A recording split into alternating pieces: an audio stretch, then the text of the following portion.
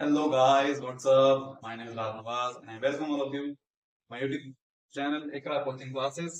और आज का जो हमारा टॉपिक है बहुत ही एक अच्छा कंसेप्चुअल इंटरेस्टिंग, जो चाहे वो कह सकते हैं इसमें। मतलब मैं ये कह सकता हूँ कि ये जो टॉपिक है ये केमिस्ट्री की जान है। Electronic configuration. केमिस्ट्री में होता क्या है? केमिस्ट्री में केमिकल्स होते हैं। केमिकल्स कैसे बनते हैं? रिएक्ट करते हैं। रिएक्शन किसकी वजह से होता है? इलेक्ट्रॉन्स के बीच। किसी भी एटम के अंदर तीन पार्टिकल्स होते हैं, इलेक्ट्रॉन, प्रोटॉन, न्यूट्रॉन। लेकिन प्रोटॉन और न्यूट्रॉन तो लाई करते हैं न्यूक्लियस के अंदर। बाहर का जितना भी हिसाब किताब देखना होता है वो सब कौन देखता है? इलेक्ट्रॉनिक कॉन्फ़िगरेशन, यानी कि इलेक्ट्रॉन देखते हैं। इलेक्ट्रॉन्स के बारे में जानना बहुत जरूरी है। तो बस आज का वीडियो इसी पे बेस्ड है कि इलेक्ट्रॉन क्या होता है, कहाँ रहता है, कैसे उसके अरेंजमेंट करते हैं, कितने इलेक्ट्रॉन्स होते हैं, कैसे पता करेंगे किसी एटम के अंदर कितने सारे इलेक्ट्रॉन्स हैं। उस सब के बारे में आज हम कोशिश करेंगे कि आपको इस वीडियो में ज्यादा से ज्यादा आपको बता सकते। ठीक, चलिए स्टार्ट करते हैं। तो सबसे पहले मैं आपको पीरियोडिक टेबल के बारे में बता चुका हूँ कि आप उसे लर्न कीजिए। 1 से लेकर 30 तक के आपको एटलीस्ट लर्न होने चाहिए। जैसे मैं अगर कहूँ कि पीरियोडिक टेबल है हमारे पास, उसके अंदर अगर नंबर 7 की बात करूँ तो कौन आता है? तो आपको पता होगी नाइट्रोजन। अगर 13 की बात करें तो आपको पता होगी एल्यूमिनियम आता है। अगर 29 की बात करूं तो आपको पता होगी कॉपर आता है। इस तरह से अगर आपको लर्न है तो आपके लिए बहुत ही अच्छी बात है, बहुत हेल्पफुल है ये चीज। ठीक है ना? तो ऐसे फिंगर टिप्स पे आपको ये चीज लर्न होगी। क्यों? मैं आपको बताऊं, देखिए सबसे पहले इस वर्ड को समझिए। हिंदी में भी अगर मैं कहूँ जैसे कहते हैं इलेक्ट्रॉनिक विन्यास, क्योंकि मेरे स्टूडेंट्स सीबीएसई बोर्ड वाले भी, यूपी बोर्ड वाले भी सभी लोग देखते हैं, बिल्कुल सारे लोग।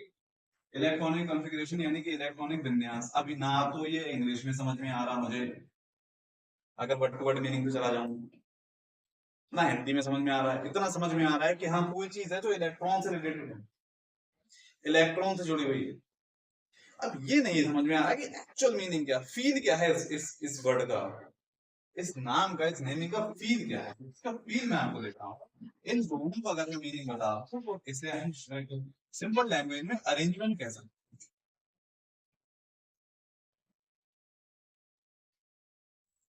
अरेंजमेंट मतलब व्यवस्था।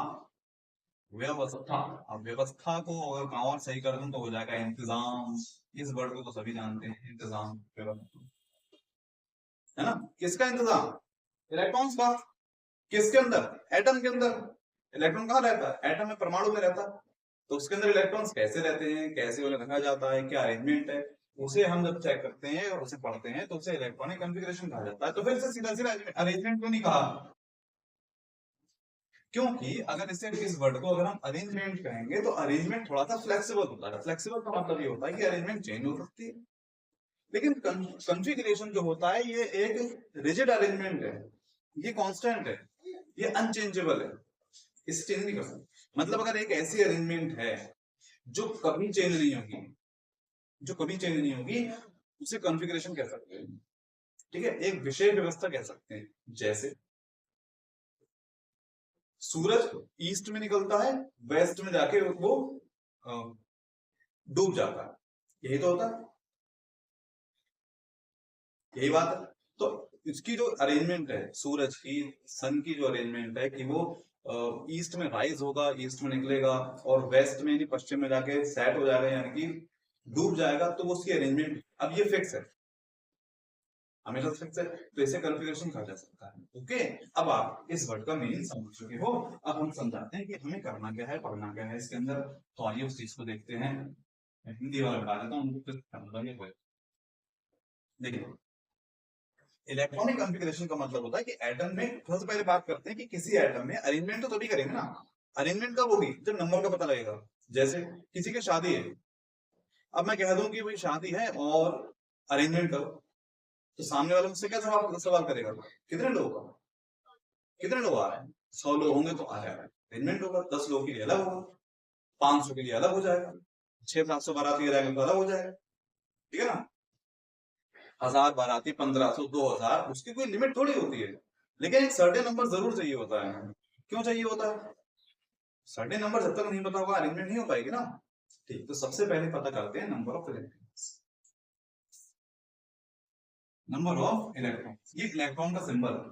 अब फिजिक्स में, केमिस्ट्री में अगर ई स्मॉल ई पे माइनस लगा हुआ देख लो तो क्या होता है, इलेक्ट्रॉन, क्योंकि इलेक्ट्रॉन एक चार्ज है, और इलेक्ट्रॉन एक चार्ज है। इलेक्ट्रॉन चार्ज दो तरह का होता है, एक प्लस होता है एक माइनस होता है। तो इलेक्ट्रॉन कौन सा चार्ज है, negative charge. E for electron, minus मतलब उसका चार्ज होगा, ठीक। तो ये सिंबल होता है किसका, इलेक्ट्रॉन का। ये इक्वल होता है किसके, एटॉमिक नंबर। बात ही खत्म हो गई। परमाणु क्रमांक। अब क्रमांक क्या है, एक तो ये हिंदी इस तरह की होती है कि बच्चे थोड़ा सा कंफ्यूज रहे, पढ़ने में जो फील आना चाहिए वो नहीं आता। जैसे मैंने कहा सेब, तो हम मैंने सेब विजुलाइज कर लिया कि हाँ सेब होता है।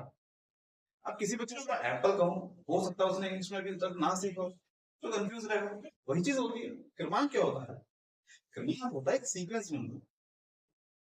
जैसे 1 के बाद 2 आता है, 2 के बाद 3 आता है, 3 के बाद क्या आता है, 4 आता है। ये एक सीक्वेंस होता है।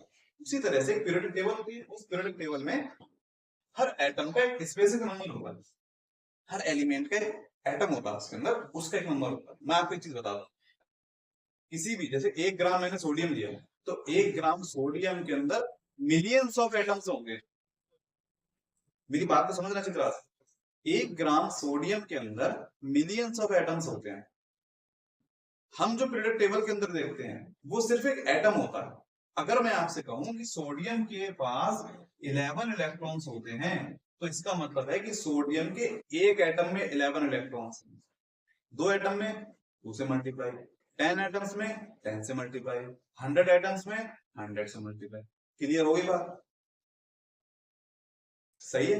यहाँ पर जो हम इलेक्ट्रॉन्स के नंबर की बात कर रहे हैं वो केवल एक एटम की, ओके। चलो यहाँ क्लियर हुआ, एटम मतलब।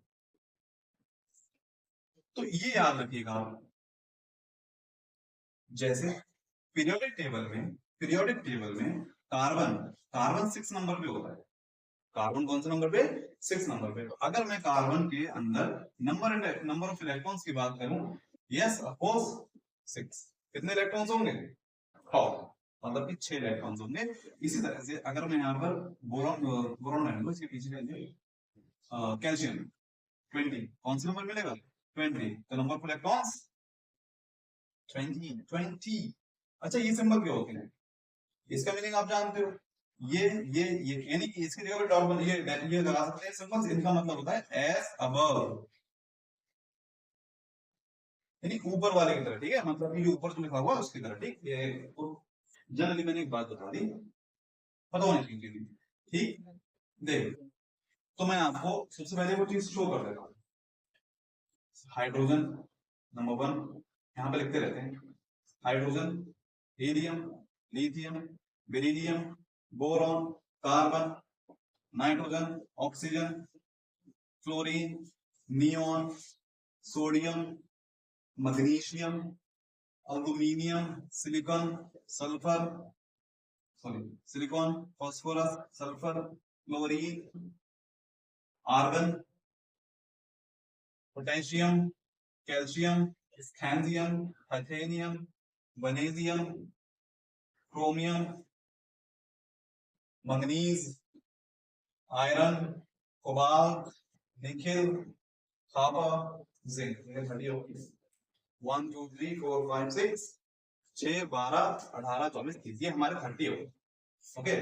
चलिए मैं आपको यहाँ से क्या बताना चाह रहा हूँ, आप लोग चीज को समझ सकते हैं फटाफट से। देखिए अंदर कितना सा टाइम लगेगा इसे करने में। ये 1 नंबर पे 1 है, 2 3 4 5 6 7 8 9 10 11 12 13 14 15 16 17 18 19 20 21 22 23 24 25 26 27 28 29 ज्यादा टाइम करने में, ये 1 से लेके 30 तक इतना सिंपल है रन करना। करना क्या है इसके अंदर, बस क्या होते हैं, इलेक्ट्रॉन्स होते हैं। जो एलिमेंट पीरियोडिक टेबल में जिस नंबर पे होता है उसमें उतने ही इलेक्ट्रॉन्स होते हैं। जब तक पता नहीं लगेगा कि मुझे कितने इलेक्ट्रॉन्स हैं उसके पास, तब तक उनके अरेंजमेंट कैसे करना है, बहुत जरूरी है चीज। इंग्लिश के एबीसी, हिंदी का छोटा बड़ा, मैथ का 1 2 3, उर्दू का अलिफ बे ते थे, वही चीज ये है।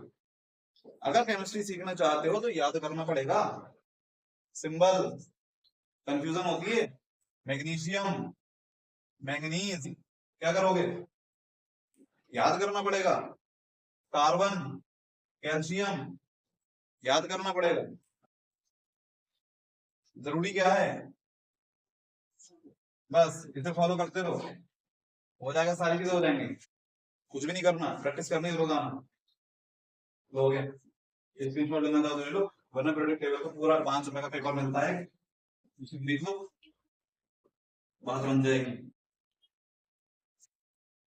क्या सिंबल्स के साथ लर्न करते हैं, चलेगा। तो हमें ये पता लग गया कि हमारे पास कोई एटम पीरियोडिक टेबल में जिस नंबर पे होगा उसमें उतने इलेक्ट्रॉन्स होते हैं, ठीक है। चलिए, अब इलेक्ट्रॉन के पास कमरे होते हैं, घर होते हैं, एटम उनका घर है, एटम घर है, और घर में क्या होते हैं, कमरे बने होते हैं। सही है। देखिए, एक टाइप का कमरा होता है, उसे हम एक्स कहते हैं। हालांकि मैं अगर एक फ्लो चार्ट बना दूं तो हमारे पास एटम होगा, एटम के अंदर जो ऑर्बिटल्स होते हैं, इन्हीं को हम क्या कहते हैं, कमरे कहते हैं। ओके, ये ऑर्बिटल स्टार हो जाते हैं। हालांकि एक कैरमैन सीरीज भी होती है, उस तरफ नहीं जाते हैं। अभी हम एसपीडीएफ में आते हैं। एस होता है, पी होता है, स्मॉल होते हैं, okay, S P D F, ठीक। ये 4 तरह के कमरे हो गए। अब इन कमरों में भी क्या होते हैं, सेपरेशन होते हैं। सेपरेशन होते हैं, एस में केवल एक होता है, बी में 3 हो जाते हैं, और नंबर भी चलते हैं, डी में 5 हो जाते हैं, 1 2 3 4, और एफ में 7 हो जाते हैं, 1 3 4 5 6। बस ये याद रखना आपको। S1, देखो SPDF SPDF SPDF SPDF SPDF, फिर 1 से लेकर 7 तक ऑड नंबर में चले जाओ, 1357 1357 1357 हो गया यार, एसपीडीएफ हो गया। फिर मैं आपको बता दूं मैक्सिमम एक बॉक्स के अंदर या एक ऑर्बिट के अंदर क्या सकते हैं, कितने इलेक्ट्रॉन्स होते हैं, तो मैक्सिमम है। एक तो हो सकता है लेकिन 2 से ज्यादा नहीं हो सकते। अब आप मुझे बताइए एस में कितने इलेक्ट्रॉन आ सकते हैं, तो एक है, 2 आ सकते हैं, 3 है तो 6 आ सकते हैं इलेक्ट्रॉन्स। इलेक्ट्रॉन्स इसमें 10 इलेक्ट्रॉन्स आ सकते हैं और इसमें 14 इलेक्ट्रॉन। ये तो अरेंजमेंट है। जब आप देखते हो कि कहीं स्टेज शो होता है, तो जो वीवीआईपी लोग होते हैं, वीवीआईपी लोग होते हैं, तो फ्रंट में उनके सीट्स होते हैं। अब बाकी जो पीछे वहां पे एक चेयर लगी होती है, लेकिन जो वीआईपी लोग होते हैं उनके लिए क्या होता है, सोफा लगा होता है ना, कुछ तो चीज रखते हैं, वही चीज ये है। हाँ, इलेक्ट्रॉन्स बहुत सारे हैं लेकिन उन्हें रखना कहाँ पे, एसपीडीएफ में रखना है। तो एस में 2 आ सकते हैं इलेक्ट्रॉन, क्योंकि इसके पास एक ही कमरा होता है, ये एक ब्लॉक होता है। इसके पास 3 होते हैं, 6 आ सकते हैं, 5 होते हैं, 10 आ सकते हैं, 7 होते हैं, 14 आ सकते हैं। सिंपल, एसपीडीएफ हो गया। बस अब कंफिगरेशन कर लेंगे हम, ठीक है ना। देखिए, हमें ज्यादा ऊपर नहीं जाना है, हमारा लेवल बहुत ही कम रहेगा, हमें एफ तक भी नहीं जा पाते हैं। मैंने 30 की बात की है, 30 का ही बताऊंगा, उससे ज्यादा नहीं जाएंगे, ठीक है। देखिए,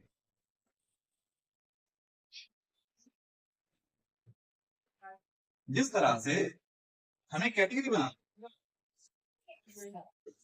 कैटेगरी मतलब आपने देखा होगा कि स्कूल की जब छुट्टी होती है, अगर बस में बच्चों को चढ़ाया जाना कि बेटा चलो छुट्टी होने वाली है, तो सबसे पहले छोटे बच्चों को बस में बैठाया जाता है।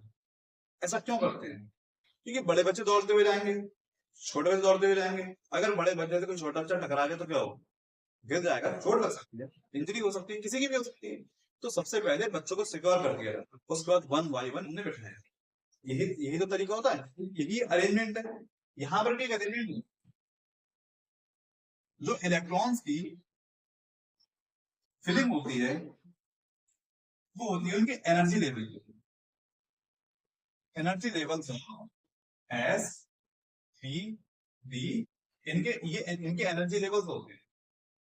जिसकी एनर्जी कम होती है इलेक्ट्रॉन पहले उसमें जाता है। ये अफबाउ ने बताया, किसका प्रिंसिपल है? अफबाउस प्रिंसिपल। इन्होंने ये बताया था, हालांकि ये कोई साइंटिस्ट नहीं है। अफबाउ का मतलब होता है बिल्ड करना, जैपनीज लैंग्वेज है मेरे ख्याल से, उसका मतलब होता है बिल्ड करना, बनाना।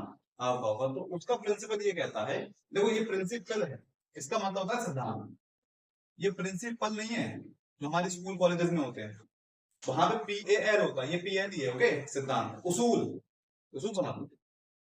तो अफबाउ का एक उसूल है।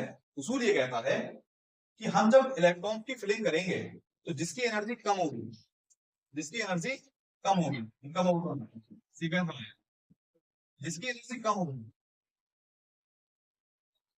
जिसकी एनर्जी कम होगी इलेक्ट्रॉन प्रेजेंस में जाता है। हालांकि ये ऑर्डर भी कंफर्म नहीं है, मतलब ये नहीं कि बस ये ऑर्डर लिख दिया, इसके बाद भी अलग अलग चीजें होती हैं। बस इतना समझ लो ओवरऑल कि जो हमारे एस होता है उसकी एनर्जी कम होती है, फिर पी वाले की, फिर डी वाले की, फिर एफ वाले की। जैसे जैसे ऊपर बढ़ते हैं ब्लॉक में हमारी एनर्जी लेवल बढ़ जाता है। फिर देखिए अफबाउ प्रिंसिपल ये कहता है कि जिसके पास एनर्जी कम है पहले इलेक्ट्रॉन वहां जाएगा, उसके बाद कहीं और जाएगा। ओके, ये इलेक्ट्रॉन्स की फिजिक्स की बात कर रही है। ठीक, इसी में एक रूल आता है, पेयरिंग रूल। ये रूल मुझे बहुत अच्छा लगता है, इंसानियत वाला रूल है, इलेक्ट्रॉन की पेयरिंग करना। जैसे हमें मालूम है पी ब्लॉक के अंदर हम 6 इलेक्ट्रॉन भर सकते हैं, कितने? 6, क्योंकि इसके पास सेक्शन होते हैं ना। मुझे 4 इलेक्ट्रॉन भरने हैं, होगा 4 इलेक्ट्रॉन, 2 और 2 और ये वाला खाली रह गया। नहीं, ऐसा नहीं, ऐसा नहीं होता है।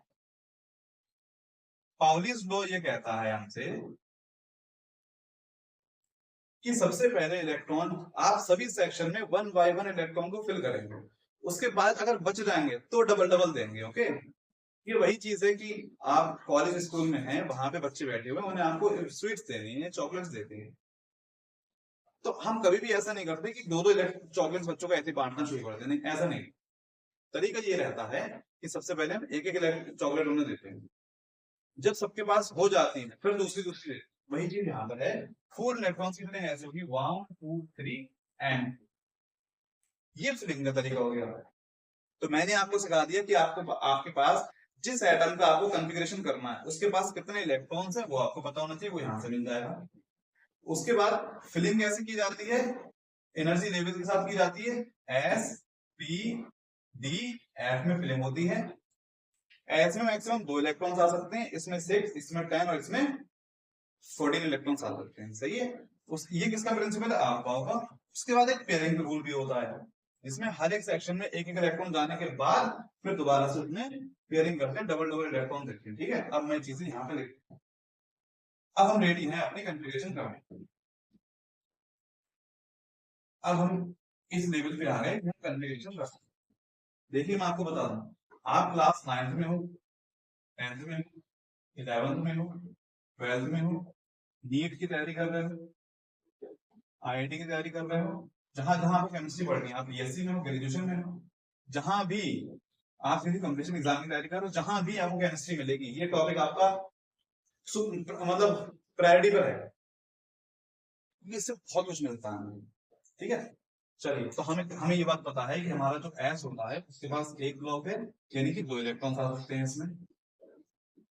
पी वाले के पास 3 सेक्शन हो जाते हैं, इसमें 6 इलेक्ट्रॉन आ सकते हैं। डी में 5 सेक्शंस होते हैं, इसमें 10 इलेक्ट्रॉन्स मैक्सिमम आ सकते हैं। और एफ में आ जाते हैं 7 सेक्शन, इसमें आ जाते हैं 14 इलेक्ट्रॉन्स। ठीक है, ये मैक्सिमम नंबर ऑफ इलेक्ट्रॉन्स है। ठीक, चलिए देखिए स्टार्टिंग कैसे करते हैं।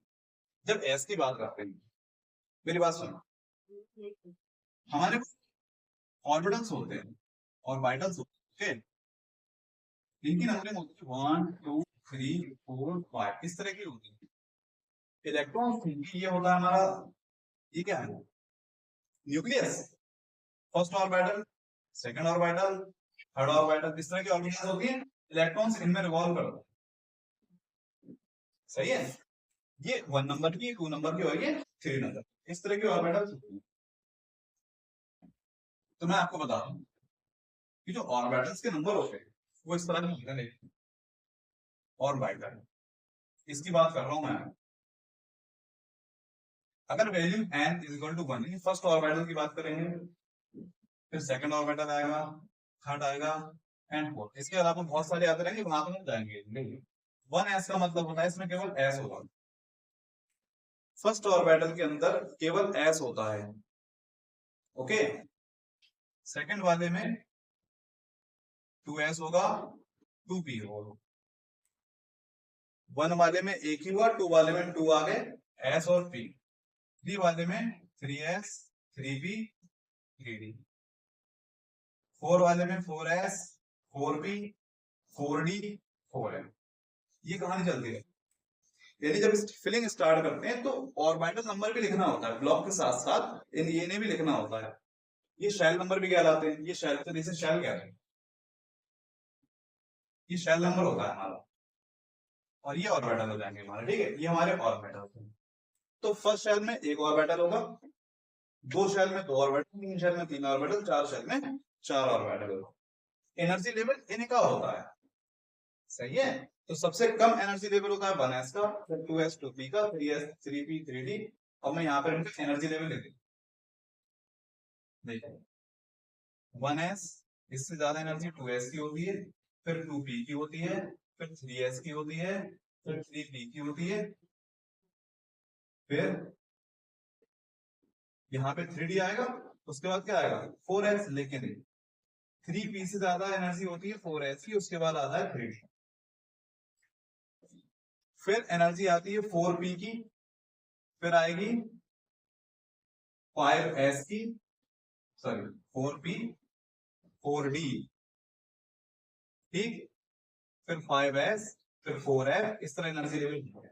यानी कि इलेक्ट्रॉन पहले किस में जाएगा, जिसकी एनर्जी कम है। तो सबसे कम एनर्जी किसकी है, 1s में। तो इलेक्ट्रॉन किस में आएगा, 1s में, फिर 2s में, 2p में, फिर 3s में, 3p में, फिर 4s में, उसके बाद कहां जाएगा, 3d में जाएगा, ओके। चलिए देखिए, अब हम उस स्टेज पे आ चुके हैं जहां पर हम कॉन्फ़िगरेशन कर सकते हैं। देखिए, बहुत ही ज्यादा कॉम्प्लिकेटेड नहीं करने हैं, सिंपल सिंपल करेंगे जो भी हम कर सकते हैं। चेक कीजिएगा, हम पहला लेते हैं एग्जांपल। जैसे मैंने लिखा 7, 7 नंबर पे नाइट्रोजन होता है, इलेक्ट्रॉन होते हैं 7। 7 इलेक्ट्रॉन की फिलिंग करनी, सबसे पहले किसमें आएगा इलेक्ट्रॉन, 1s में। तो 1s, s में मैक्सिमम कितने इलेक्ट्रॉन हो सकते हैं, 2 हो सकते हैं, 2 दे दी। अब 1s में केवल 1s था, अब शेल चेंज हो जाएगी। जब शेल चेंज होगी तो ये ऑब्जेक्ट लगा देते हैं। अब कौन आएगा, 2s, 2p, यहाँ पे 2s, 2p। अब पहले इलेक्ट्रॉन किसमें जाएगा, 2s में, उसके बाद इसमें जाएगा 2p में जाएगा, क्योंकि 2s के एनर्जी ज्यादा है। s में कितने आ सकते हैं, 2 आ सकते हैं। p में कितने आ सकते हैं, 6 आ सकते हैं। फिर लगा दो, फिर थर्ड शेल में आ गए, इसमें कौन कौन मिलेगा, 3s, और इसमें इलेक्ट्रॉन काउंट भी तो करते हैं, 7 इलेक्ट्रॉन फिल करने हैं। कितने फिल हो गए, 2 और 2 4, कितने बचे, 3।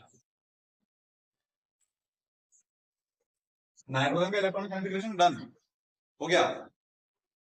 एक बात और, इसका लास्ट इलेक्ट्रॉन कहाँ आया, पी में। तो नाइट्रोजन कौन से ब्लॉक का हो गया, पी ब्लॉक का हो गया। आप पीरियोडिक टेबल को देखोगे तो उसमें आपके सारे एलिमेंट को 4 ब्लॉक्स में डिवाइड किया गया है, एस पी डी एफ। किसी भी एटम का लास्ट इलेक्ट्रॉन जिस ऑर्बिटल के अंदर एंट्री करता है वो उसका ब्लॉक बन जाता है। तो नाइट्रोजन का 7 इलेक्ट्रॉन, लास्ट इलेक्ट्रॉन पी में आया तो पी ब्लॉक हो गया। इसके बाद ले लेते हैं, ले लो कैल्शियम, तो कैल्शियम दूर हो जाएगा। अभी निकलते हैं मैग्नीशियम, पहले नंबर पे होगा। कौन से नंबर पे, पहले नंबर पे होगा। चेक कीजिए, सबसे पहले क्या आएगा, 1s, फिर 2s, 2p, 3s, 3p, यही तो रहेगा सीक्वेंस, यही लगे वहां डी तक आ गए। एस में कितने मैक्सिमम, इसमें 2 आ सकते हैं, इसमें कितने आ सकते हैं, 6, कितने हो गए, 12, सॉरी 10 हो गए। करने कितने हैं, 12, इसमें आया। इसका 3p और 3d कैसा है, खाली है, इसे छोड़ दो। यहाँ इसका लास्ट इलेक्ट्रॉन कौन से शेल में आया है, मतलब कौन सा ऑर्बिटल में, एस में। इसमें एस में, तो कौन से ब्लॉक का हो गया, एस ब्लॉक का हो गया। इसके बाद दे लीजिए पोटेशियम 90 नंबर पे होता है, 1s 2s 2p 3s 3p 3। ठीक, चेक कीजिए, एस में 2 इलेक्ट्रॉन्स, एस में 2 इलेक्ट्रॉन्स, पी में 6 इलेक्ट्रॉन्स, 10 2 12 और 6 18, 18 इलेक्ट्रॉन हो गए यहाँ पे। अब अगर मैं इसे डी में रख दूं यहाँ पे तो कोई प्रॉब्लम तो नहीं होनी चाहिए, लेकिन जरा चेक कीजिए 3d से इलेक्ट्रॉन कितना जाता है 4s में, तो आप यहाँ पे ऑब्जेक्ट लगाओगे और यहाँ पे लिखोगे 4s, इलेक्ट्रॉन यहाँ ना जाके पहले यहाँ जाए। मेरी बात तो समझो, 3s 3p 3d, 3s 3p 3d, ठीक है। शेल नंबर 3 में 3 सब शेल होंगे, यानी कि 3 ऑर्बिटल्स होंगे, s भी होगा, p भी होगा और d भी होगा। s में आ गए 2 इलेक्ट्रॉन्स, p में आ गए 6 इलेक्ट्रॉन, ये 18 हो गए। यहाँ से अलग कितने हो गए, 18 इलेक्ट्रॉन्स हो गए। अब बचा 1 इलेक्ट्रॉन, तो वो इलेक्ट्रॉन डी में आना चाहिए, लेकिन नहीं। आप वो प्रिंसिपल यहाँ पे यूज करेंगे, वो कहता है कि पहले इलेक्ट्रॉन उसमें जाएगा जिसकी एनर्जी कम, तो 4s की एनर्जी कम है, 3d की ज्यादा है, तो पहले किसमें जाएगा 3p के बाद किसमें जाएगा 4s में, तो यहाँ पे 4s लेना पड़ेगा। इसका मतलब इसका 4p भी 4d होगा, 4f होगा, बात की बात हमें केवल किससे मतलब है 4s से, 3d खाली रहेगा। अब बताइए इसका लास्ट इलेक्ट्रॉन, आखिरी इलेक्ट्रॉन किस मतलब किस ऑर्बिटल में आया है, एस में आया। कौन से ब्लॉक का है ये, एस ब्लॉक का है। आप चाहो तो 3d को यहां से हटा सकते हो, वरना कोई प्रॉब्लम नहीं है, ऐसे लिख दो। ओके, चलिए आगे रहिए। उसके बाद लेते हैं हम 24, ये 24 का भी लेंगे, 20 ले लो यहाँ पे, स्कैनियम टाइटेनियम, टाइटेनियम ले लो 22, 1s 2s2 2p6 3s2 3p6 3d, पहले किसमें आएगा 4s। यहां तक इलेक्ट्रॉन हो जाते हैं 20, बच्चे कितने हैं 2, ये आंसर हो गया 3d। डी में कितने आ गए 4, यानी कि डी में इलेक्ट्रॉन तब जाएगा जब पहले 4s में कंप्लीट हो जाएंगे। सही है, इसी रूल को फॉलो करेंगे। ठीक, अब यहाँ पे एक स्पेशल चीज आ जाती है, क्या, स्टेबिलिटी। स्टेबिलिटी बहुत जरूरी है, एटम कब सेटिस्फाई रहेगा। देखिए मैं ना बता दूं आपको, सेटिस्फैक्शन सेटिस्फैक्शन नहीं, स्टेबिलिटी बताया, स्टेबिलिटी ऑफ एन एटम, एक एटम कब स्टेबल रहता है। देखिए इसकी स्टेबिलिटी पे डिपेंड करती है हाफ फिल्ड या फुल फिल्ड, या तो फुल फिल्ड हो जाए पूरा भर जाए, या केवल आधा भरा हो। आधा भरा होने का मतलब जैसे यहाँ पर ये 1, ये आधा भरा होता है, 6 इलेक्ट्रॉन आ सकते हैं तो केवल 3 है, उसे हाफ फिल्ड कहते हैं। ओके, चलिए इस चीज को ध्यान में रख के हम 2 एक्सेप्शन करेंगे, यानी 2 का करेंगे इलेक्ट्रॉनिक कन्फिगरेशन। देखिए चेक कीजिए, सबसे लेते हैं C R 24, 1s 2s 2p6 3s2 3p6 3d छोड़ दो, 4s ले लो, 4s2, यहां तक हो गए 20 इलेक्ट्रॉन। कितने फिल करने हैं 4, 4 यहाँ आ जाएंगे। अब ये वाला जो है ये रॉन्ग साबित हो जाएगा हमारे लिए, अगर आप इस तरह से क्रोमियम का करके आते हो तो ये गलत हो जाएगा, आपको एक भी नंबर नहीं मिलेगा। क्यों, क्योंकि इस स्टेज में इस पोजीशन पे हमारा एटम जो है वो स्टेबल नहीं है। क्यों नहीं है, चेक कीजिए, मैं जरा इसे लिखता हूँ यहाँ 3d, डी में कितने होते हैं 5 सेक्शन होते हैं, 1 2 3 4, 4 इलेक्ट्रॉन्स आ गए। 4s के पास कितने इलेक्ट्रॉन्स हैं,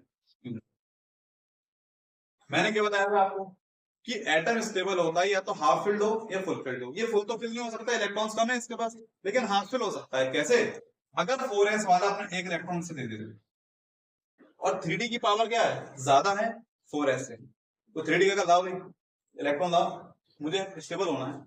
इसकी मजबूरी रहेगी, ये अपना एक इलेक्ट्रॉन दे देगा ऐसे 1 2 3, ये रह गया, ये हुआ हमारा 3d वाला, ये 4s वाला। 4 इलेक्ट्रॉन्स के पास थे, एक इसने से छीन दिया, हो गया 5, हाफ फिल्ड हो गया, इसके पास एक इलेक्ट्रॉन ले जाएगा, तो नई कन्फिग्रेशन क्या बनेगी, सीआर की। 1s2 2s2 3p6 3s2 3p6 3d 4s। S में कितने रह गए, इसमें कितने आ गए, ये वाला सही है, ये करेक्ट है, ये राइट है, ये सही है। तो गलती मत करके आना। क्रोमियम जब भी आपको ये चीज मिलेगी कि अगर यहाँ पे हाफ फिल्ड हो रहा है तो वो हाफ फिल्ड हो जाएगा, कंप्रोमाइज नहीं करेगा बिल्कुल भी डी। 4s का लाओ इलेक्ट्रॉन दो, उसे देना पड़ जाएगा, तो इसके बाद से कम हो जाएगा तो यहाँ पे 5 हो जाएगा। सही है। एक एक्सेप्शन और होता है, वो होता है कॉपर का, और दोनों में से कोई एक पूछता है। अगर उसने क्वेश्चन किया आपसे इसके लिए, अगर उसने आपसे क्वेश्चन कर लिया, और एक और बता दूं मैं, कोई इस बात को लेकर ना चले कभी भी कि अरे ये तो बहुत कम लेवल का, ये बहुत ही जीरो लेवल का क्वेश्चन है और हमारा जो क्लास है बहुत हाई है, ऐसा कुछ भी नहीं है। ये क्वेश्चन नीट तक में आ सकता है। मैं ये नहीं कह रहा हूं कि आया हुआ, आ सकता है, क्योंकि किसी भी पेपर को टफ करने के लिए, कंपटीशन को टफ करने के लिए जितना ज्यादा बेसिक लगाया जाता है, ये जितना ज्यादा बेसिक क्वेश्चन दिए जाते हैं एग्जाम में, वो उतना टफ हो जाता है। ओके, चलिए अब लेते हैं कॉपर, सी यू। कॉपर भी अजीब चीज है, देखो सी डबल, ये इसकी स्पेलिंग है, तो इसका इनिशियल क्या होना चाहिए था, सीयू, लेकिन सीयू इससे पहले आता था, वो कैसे मिल गया, कोबाल्ट, इसलिए कॉपर का सिंबल क्या रखा गया है, सीयू। सिंबल आपको बहुत अच्छे समझ रहे हैं, इसलिए सबसे कह रहा हूं मैं, ऑफलाइन कोचिंग में कहता हूं, ऑनलाइन भी आपसे कह रहा हूं कि प्लीज एक पीरियोडिक टेबल का पेपर खरीद लीजिए और उसे पढ़िए। चलिए देखिए, copper 29, 1s2 2s2 2p6 3s2 3p6 3d को छोड़ो, 4s2, ये हो गए 20, 2 4 से 10 दोबारा से 18 तो 20, इसमें कितने आएंगे।